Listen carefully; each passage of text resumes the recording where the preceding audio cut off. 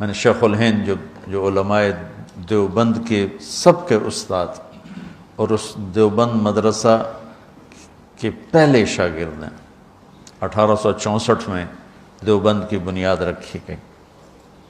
اللہ تعالیٰ ان علماء حقانی کو جزائے خیر عطا فرمائے۔ انگریز کی محنت تھی کہ انڈیا کو اسپین بنا دیں، جیسے اسپین سے اسلام کا نام مٹ گیا۔ 800 سال کی حکومت کے بعد اسپین میں اللہ کا نام لینے والا ایک نہ بچا، ایک۔ ایسے انہوں نے دھو کے رکھ دیا۔ اور وہ قرطبہ کی جامع مسجد جہاں علامہ قرطبی جیسے بیٹھ کے تفسیر بیان کیا کرتے تھے، وہ ساری گرجا بنی پڑی، سوری صرف محراب کے پاس تھوڑی سی جگہ انہوں نے سے کور کی ہوئی ہے، بس اتنی جتنی یہ 2 پلر ہیں، تو ایسے کر کے انہوں نے باڑ لگا دی ہے۔ وہ محراب اپنی اصل جگہ میں بالکل درمیان میں انہوں نے گرجا بنا دیا، بت رکھے ہوئے ہیں، تصویریں ہیں، مسجد کے در و دیوار روتے ہیں، نوحہ گناہ ہے کہ ہائے مسجد مرثیہ خواہ ہے کہ نمازی نہ رہے۔ مرثیہ تو مسجد قرطبہ کا میں دیکھ کر آیا ہوں۔ تو انگریز کی یہ محنت تھی کہ یہاں سے دھو دیا جائے اسلام کو۔ اللہ علماء دیوبند کے درجات بلند فرمائے۔ 1864 میں پہلے یہ حضرات جنگ آزادی میں شریک ہوئے، اور شاملی جہاں علماء دیوبند نے جہاد کیا، حافظ ضامن شہید ہوئے اور کوئی بڑے بڑے شہید ہوئے، کچھ بچ گئے۔ وہ شاملی اب ایک بہت بڑا قصبہ بن چکا ہے۔ میں 89 میں وہاں گیا تھا، تو جب سیاسی طور پر پوری مات کھا گئے اور قوت ہاتھ سے نکل گئی، کیونکہ اپنے ہی جب غیر بن جائیں، کسی کی غداری سے ملک نہیں ڈوبتا، کسی ایک کی غداری سے۔ وہ ایک دیگ کا چاول ہوتا ہے، سارے ہی بگڑ چکے ہوتے ہیں، تب تباہی آتی ہے، تب غداری بھی اپنی قوت دکھاتی ہے، ورنہ ایک آدھ کی غداری سے قوم ہو تو اس سے کچھ نہیں ہوتا ہے۔ تو ذرا میر جعفر نہیں، سارے اسی کا شکارہ بن، میر صادق نہیں، سب ایسے ہو چکے تھے۔ تو وہ جنگ آزادی اپنوں ہی کا شکار ہو گئی۔ ایک رجب علی تھا، ایک نجف خان تھا، ایک الہی بخش تھا، ایک شجاع الدولہ تھا۔ یہ لوگ تھے جنہوں نے دلی کا راستہ صاف کیا انگریز کے لیے، تو اپنے ہی تھے۔ اس کے بدلے میں رجب علی کو انہوں نے اتنا سونا دیا کہ اس نے امبالے میں پورا ایک فوارہ سونے کا بنایا جس میں شراب نکلتی تھی۔ وہ کمبخت شام کو بیٹھ کے شراب پیتا تھا اپنے ساتھیوں کے ساتھ، کہ وہ پانی کی وجہ وہ شراب نکلتی تھی۔ تو اس طرح جب قوم ڈوبتی ہے، اس کے افرادوں کے ضمیر بک جاتے ہیں، تو پھر ملاح کشتی کے پھٹے ٹوٹ جائیں تو ملاح کہاں پار لگائے گا اسے؟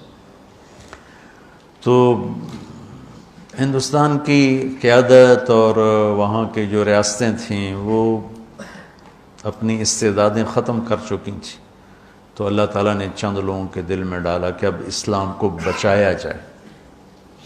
اب پھیلانے کی بجائے بچانے کا فکر تھا۔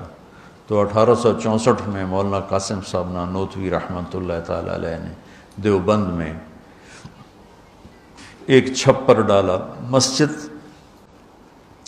مسجد بنائی بغیر چھت کے، اور ایک چھپر جس میں ایک طالب علم اور ایک استاد اور ایک انار کا درخت۔ 89 میں وہ انار کا درخت میں دیکھ کے آیا تھا، وہ 1864 اور میں گیا تھا 1999۔ 100 سال سے اوپر انار کا درخت 15-20 سال کے بعد خشک ہو جاتا ہے۔ ہم تو ہمارا باغ تھا انار کے، والد صاحب نے لگایا تھا، ہم تو سنبھال ہی نہ سکے، پھر ہم نے اکھڑوا دیا سارا۔ تو وہ 15-20 سال سے اوپر انار کا درخت نہیں جاتا، خشک ہو جاتا۔ تو اس انار کو 100 سال سے اوپر ہو چکا تھا اور وہ سبز کھڑا ہوا تھا۔ چھتے والی مسجد کہتے ہیں جہاں، وہ مولانا سید خان صاحب، میں اور کچھ اور ان کے ساتھی، ہم وہاں دیوبند گئے تھے، تو وہاں وہ انار کا درخت دیکھا تھا تھوڑا سا۔ اور بعد میں پتہ نہیں کس کے دل میں آیا کہ یہ تو لوگ اس کی اب وہ کوئی عقیدت میں پتے لے رہا ہے، کوئی کچھ لے رہا ہے، انہیں کاٹ کے ہی پھینک دیا۔ میرے جی میں تھا کاٹتے نہیں، ویسے اس کی حفاظت رکھتے تھے، ایک تاریخی چیز ہوتی، یادگار ہوتی، جب تک کھڑا رہتا، اتنا غلوب بھی ٹھیک نہیں ہے۔ تو 1864 میں استاد کا نام محمود احمد اور شاگرد کا نام محمود الحسن، اور کسی کو نہیں پتا کہ کتنی بڑی تاریخ بننے والی ہے۔ مولانا ظفر علی خان رحمۃ اللہ علیہ بہت بڑے شاعر گزرے ہیں، زمیندار اخبار نکالتے تھے، ان کا شعر ہے: شاد بادو شادزی اے سرزمین دیوبند، ہند میں تو نے کیا اسلام کا جھنڈا بلند۔ ہندوستان تو بدعات اور رسومات اور جہالت علم سے مناسبت ہی کوئی نہیں تھی، سب پیروں فقیروں، جو جاہل پیر فقیر تو ہمارا سرمایہ ہے، پر جو صحیح ہوں، لیکن وہ جاہلوں سے جڑے ہوئے تھے۔ تو شاہ ولی اللہ رحمۃ اللہ علیہ پہلی ہستی ہیں جو انڈیا میں حدیث کو لائے، ورنہ فقہ اور منطق مجھے آج تک سمجھ میں نہیں آیا کہ منطق کی ضرورت کیا ہے علم دین کے اندر، مجھے نہیں سمجھ میں آیا۔ یا لیت شعری، کوئی مجھے سمجھا دے۔ تو شاہ ولی اللہ رحمۃ اللہ علیہ پہلی ہستی ہیں جو حدیث کو لے کر آئے، اور لہذا جتنے یہاں حدیث کے سلسلے میں شاہ ولی اللہ پر مل جاتے ہیں، مطلب میرا سلسلہ محمد عبداللہ، خیر محمد یاسین، جو میری قراءتاً ہے، ایک ہے اجازتاً، وہ بھی بتاتا ہوں۔ محمد یاسین، محمود الحسن جن کو شیخ الہند کہتے ہیں، محمد قاسم، عبد الغنی، محمد اسحاق، عبد العزیز، شاہ ولی اللہ۔ اور جو میری اجازتاً ہے وہ عزیر گل، محمود الحسن۔ اس طرح 3 واسطے بیچ میں نکل جاتے ہیں، میرے نصیب میں تھا عالی سند ہونا۔ عزیر گل، محمود الحسن، محمد قاسم، عبد الغنی، محمد اسحاق، عبد العزیز، شاہ ولی اللہ۔ شاہ ولی اللہ پہ دیوبندی، بریلوی، اہل حدیث سب کی حدیث کی سند ان پر آ کر اکٹھی ہو جاتی۔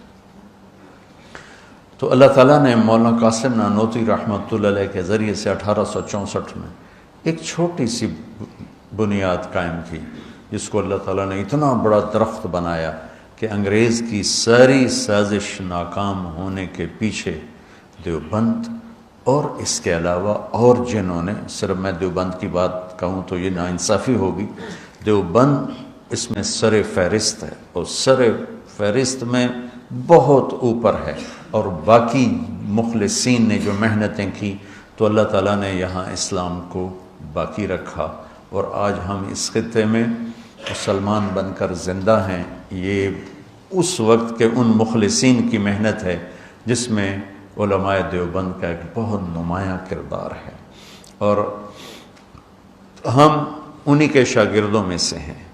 اہل السنت والجماعت کی ترجمانی جو انہوں نے فرمائی اور کی، ہم اس کو زیادہ صحیح کہتے ہیں، اور باقی سب کا احترام کرتے ہیں، سب کو عزت دیتے ہیں، سب کے لیے اچھے جذبات رکھتے ہیں، کسی کے لیے نفرت، کسی کے لیے کفر کے دعوے کرنے سے ہم بیزار ہیں اور بری الذمہ ہیں۔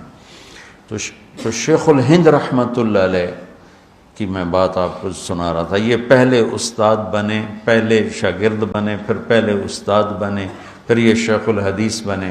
یہ مالٹا میں قید ہوئے تو وہاں سے واپس آئے تو فرمایا کہ 3 سال میں میں نے غور کیا ہے کہ امت کے زوال کے 2 سبب ہیں، ایک قرآن سے دوری اور ایک آپس کے لڑائی جھگڑے اور اختلاف۔ تو میری اب بقایا جو زندگی ہے، میں قرآن کی تعلیم کو عام کروں گا اور امت کو امت بناؤں گا۔ یہ محمود تو دیوبندیت کا پیغام ہے کہ امت امت بنے، لیکن ہم ہی اگر فرقہ واریت کو ہوا دینے لگ گئے تو پھر حق گوئی کہاں رہ گئی اور امت بنا کہاں رہ گیا۔ تو اللہ نے اپنے فضل سے ایک سلسلہ شروع کروایا۔ 1999 میں میرا خواب تھا کہ ایک مدرسہ ہو، جس میں عربی تعلیم ہو، وہ بچے ایسے ہوں جن کا قرآن سے شغف ہو، حدیث سے شغف ہو، فقہ جہاں پر ہے وہاں چلی جائے۔ پہلا نمبر ہے قرآن، دوسرا نمبر ہے حدیث، اور تیسرا نمبر ہے فقہ۔ ہم نے الٹا کر دیا ہے، پہلا نمبر پہ فقہ ہے اور پتہ نہیں قرآن کس نمبر پر ہے اور حدیث کس نمبر پر ہے۔ فقہ غالب ہو گئی ہے، ہم فقہ سے بے نیاز نہیں ہو سکتے، لیکن ترتیب تھوڑا بدل دیں کہ پہلے قرآن ہو، پھر حدیث پاک ہو، پھر فقہ ہو، اب ہم قرآن سے زندگی سیکھیں، حدیث پاک سے زندگی سیکھیں۔ تو یہ جو میں نے رمضان میں چند دن نیت کی ہے کہ کچھ بات آپ کے سامنے لاتا رہوں گا کہ قرآن ہمیں زندگی کیسے سکھاتا ہے۔ میں پورا قرآن نہیں بیان کر رہا نا، میں اتنا بڑا علامہ ہوں کہ پورا قرآن بیان کروں، جو اس میں سے زندگی کے درس اور سبق ہیں وہ آپ کو بتانا چاہتا ہوں۔